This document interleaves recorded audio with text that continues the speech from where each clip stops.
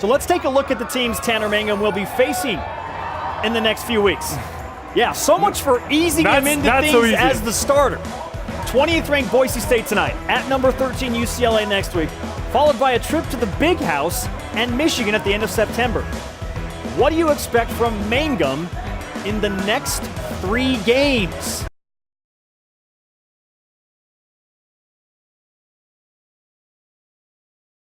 A budding rivalry was born in 2003 and 2004. Boise State stormed into Provo in 03, routed the Cougars 50-12 at LES.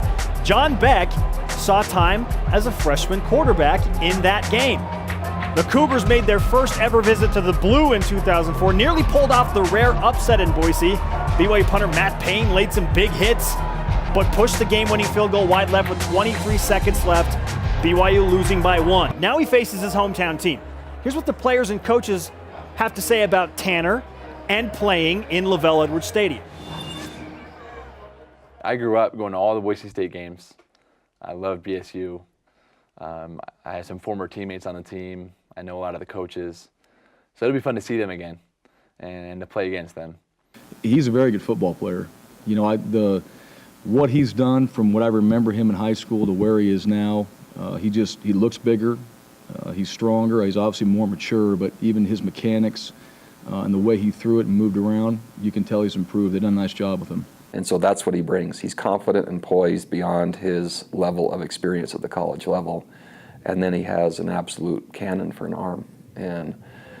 But he has a missionary body, meaning he's been home for 3 months. And we are hopefully 12 more games to play in a Division I football season with all the practice that goes with it and the hits and that's a huge toll on a missionary body, and regardless of what position you play. So we have our work cut out. And for your Y-Factor leader in the clubhouse, David Nixon, who you got today? Well, I'm going with Devon Blackman, and I'm going with Devon because I think he'll at least score his first touchdown. If you're coaching tonight, you got to find some way to get the ball in this guy's hands. I don't care if he has to line up as a running back, as a quarterback.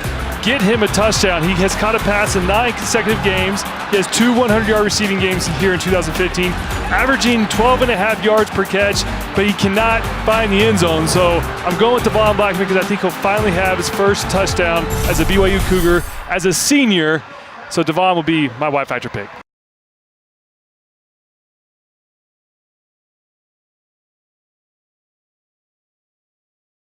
I go with Kyle Collinsworth. Specifically, his versatility, his triple-double ability, if you will, which isn't a word, but it is now. That was elite. Every game became a triple-double watch. And how fun was it when it was at halftime and he's got like a 9, 7, and 5, and that second half, you're watching every rebound, you're watching every assist. It was crazy exciting. In the offseason, we postulated about the possibility of a single triple-double, given the fact that BYU would have increased post presence, yet Kyle Collinsworth equaled last year's 6 triple-doubles for a total of 12. He became the all-time leading rebounder, the all-time leading assister. Which is just crazy. 11th in points, 2nd in steals, by the way. No one's really mentioned that one. 1st in offensive rebounds, 2nd most games started in BYU history. He is, to me, the BYUSN Elite Award winner.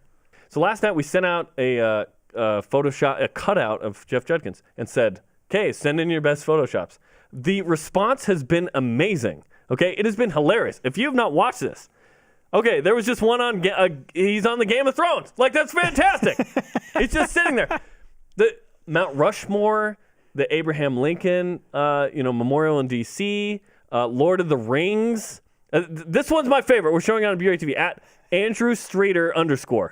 It's Jeff Judkins replacing Abraham Lincoln, like on that Lincoln Memorial in D.C. Right? That is the best one to me. Lord of the Rings with the Fellowship of the Ring.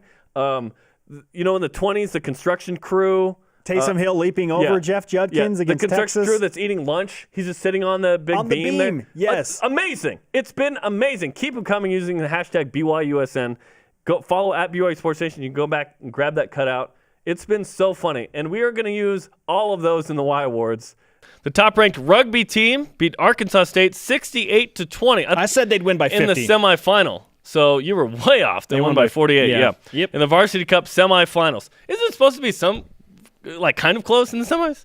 They will play Cal Cal in the final on May 7th at South Field. For ticket info, go to varsitycup.us/tickets. varsitycup.us/tickets. This is the 11th time that BYU has faced Cal in the final. That is big time, and it's going to be at BYU.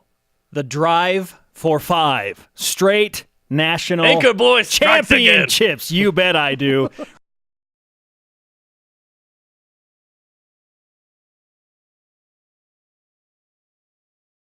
You guys were chasing Cincinnati almost the entire game, but the fourth quarter rolls around once again, and you guys take the lead. What happens to you guys in the fourth quarter? I don't know how much more I could do with this. This fourth quarter stuff. It's wearing us down. You're just stressed all game, and then that last drive. Nothing feels better though than when you end up winning one of those fourth quarter games. But we just have a lot of heart on this team. We learned a lot of that over the summer in the offseason, built a lot of chemistry. And it just happens when we get to that fourth quarter, Tanner Mangum just steps up and everyone just gets clutch. So it's been amazing. Nick, go celebrate with your team. Congratulations. Thank you.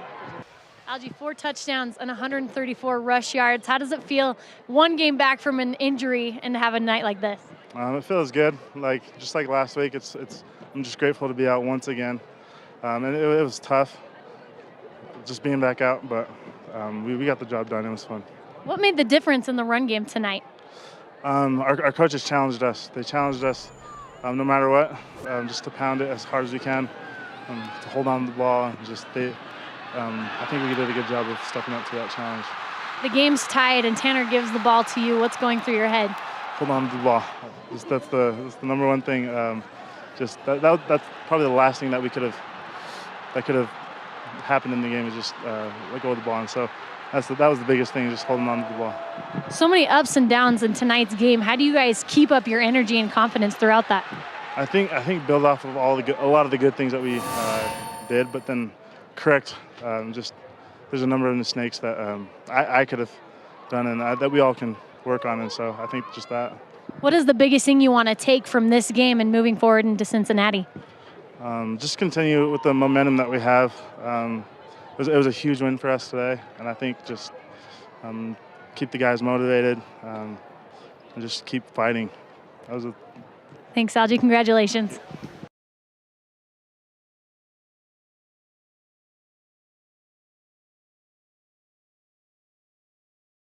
Now, BYU for years was known as quarterback U. You want another reality check? That is not the position that has had the most success when it comes to early round draft picks. And that brings us to a second stat of the day because we're feeling good on a Friday. It's the BYU Sports Nation stat of the day. BYU has had more defensive ends drafted in the first 3 rounds than any other position. 7. 6 quarterbacks, 7 defensive ends. Defensive ends? And it's going to be 8. After tonight. Bronson today. After tonight. That's a little surprising to me, right? I mean, quarterback, there are more pass rushers than there are quarterbacks, period, right? Because there are at least 2 defensive ends on every single NFL team. Wow. But there's only, X amount of starters, quarterbacks. 32. More defensive ends drafted in the first 3 rounds out of BYU than any other position, including quarterbacks. That shocked me. Reggie Lewis, one of our graduating production assistants, brought that to the table. He's a line producer today. Awesome. And I think the biggest thing is guys think they can win because there's teams that have a lot of talent, but they'll go out and they just find a way to lose. Our team is pretty talented, not the most talented, but they believe they can win, and that's such a huge thing. And again, we understand we're not going to win every game. A loss is going to happen, but if we go out and play with the same competitiveness we have been, things are going to be okay for us. A Tuesday game against Utah in 2016 is a weird game because you're going to throw a bunch of pitchers, but it's Utah, and oh, by the way, it's snowing, and you want to win this game. What was that dynamic like last night? Well, I told our guys the day before, we're playing no matter what. And I didn't think it'd be snowing, but I said we're not going to get colded out. Unless it's snowing or raining during the game, I didn't say flurries because that's what it was, we're going to play. So their mindset was, we're playing. You can get in that mindset of, well, I hope it snows and it's kind of cold. We knew we were going to play. Utah's an important game. Just because we had 5 games last week, the only guys that were really ready for us were our pen guys. And so we knew that we had to go out there and throw strikes. And it's actually pretty challenging if you throw strikes and you're seeing a new pitcher every single inning. We got to their starter in the 4th or 5th. I believe it was the 4th for a couple runs after seeing him a time through the lineup. They weren't able to do that against us. So I was really proud of our pitching staff. Mike Littlewood with us in Studio B on BYU Sports Nation. The BYU baseball team has won 10 straight, 16-1 overall, best start in program history. And your guys, for the most part, are growing mustaches until they lose a series. They're calling themselves the Mustache Mafia.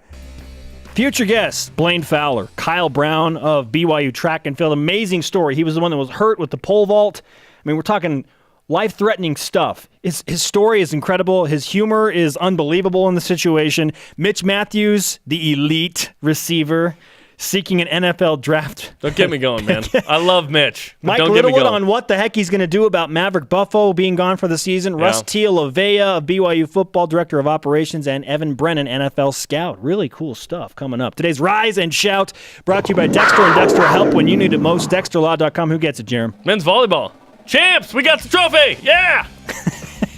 Why do we have the trophy? I don't know, but we still have it. Our elite tweet of the day, answering this: will Corbin Kaufusi have a greater impact, football or basketball? He'll have 8.5 sacks in football. 8.5? Whoa! So I'm guessing it's going to be football? Good grief. Thanks to all of our guests. Sean Olmstead, Corbin Kaufusi, Kerry Roberts. For Jeremy, I'm Switzer. Shout out to John Mawala. Later. Champions!